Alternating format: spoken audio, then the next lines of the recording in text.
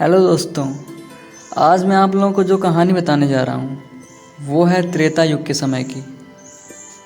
दोस्तों, यह फ़ोटो तो देखकर आपको लग रहा होगा कि ये भगवान राम के समय की है।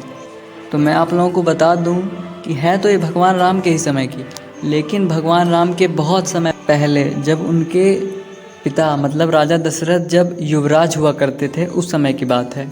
दोस्तों, अयोध्या को कौन नहीं जानता। और अयोध्या को उस समय अवध भी कहा जाता था और इस समय भी कहा जाता है। तो दोस्तों, बिल्कुल डायरेक्ट बात लाते हैं टॉपिक पे। हम आपको आज कहानी सुनाने वाले हैं श्रवण कुमार की। दोस्तों, श्रवण कुमार के माता पिता अंधे थे और कहा जाता है कि उन्होंने एक बार तीर्थ यात्रा करने की चर्चा की, तो उसके पुत्र ने यानी श्रवण कुमार ने सोचा कि अब माता पिता को तीर्थ यात्रा कैसे कराई जाए। तो उनके मन में एक विचार आया कि क्यों ना एक कांवर बना लिया जाए, क्योंकि उनके माता पिता अंधे थे इसलिए चल तो सकते नहीं थे। तो उन्होंने अपने माता पिता के लिए एक कांवर बनाई, जिसके एक पलड़े में अपने पिता को और तथा दूसरे पलड़े में अपनी माता को बिठाया। और इस प्रकार श्रवण ने अपने माता पिता को यात्रा करवाई। और तीर्थ यात्रा के समय में जब तीर्थ यात्रा पूरी होने वाली थी, तभी दोस्तों एक भीषण घटना घटी। अब श्रवण कुमार के माता पिता को बहुत जोरों की प्यास लगी, तो उन्होंने अपने पुत्र को आदेश दिया कि पुत्र, प्यास तो बहुत लगी है लेकिन कहीं जल दिखाई नहीं दे रहा। तो श्रवण कुमार ने कहा, ठहरिए पिताश्री, मैं लेकर के आता हूँ ना। और चल दिए श्रवण कुमार अपने पिता की आज्ञा पर जल लेने। और दोस्तों, संयोग से उस समय युवराज दशरथ आखेट पर यानी शिकार पर जंगल को निकले हुए थे।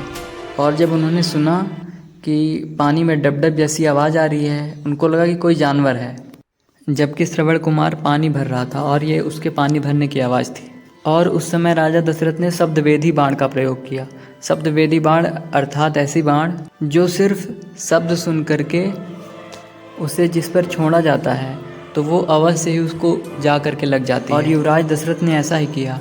उन्होंने शब्दवेदी बाण का प्रयोग किया और शब्दवेदी बाण जा करके श्रवण कुमार को लग गई। अब राजा दशरथ ने अचानक से किसी युवक की आवाज़ सुनी कि वह अपनी जान बचाने के लिए किसी को पुकार रहा है। तो वो समझ गए कि अवश्य ही मेरी बाण इसको लग गई है। और जब राजा दशरथ उसके पास गए तो श्रवण कुमार ने कुछ नहीं कहा, सिर्फ इतना कहा कि ये पानी आप ले जा करके मेरे पिताश्री और माताश्री को, वो पास में ही बैठे हैं और वो अंधे हैं, उनको दे दीजिए।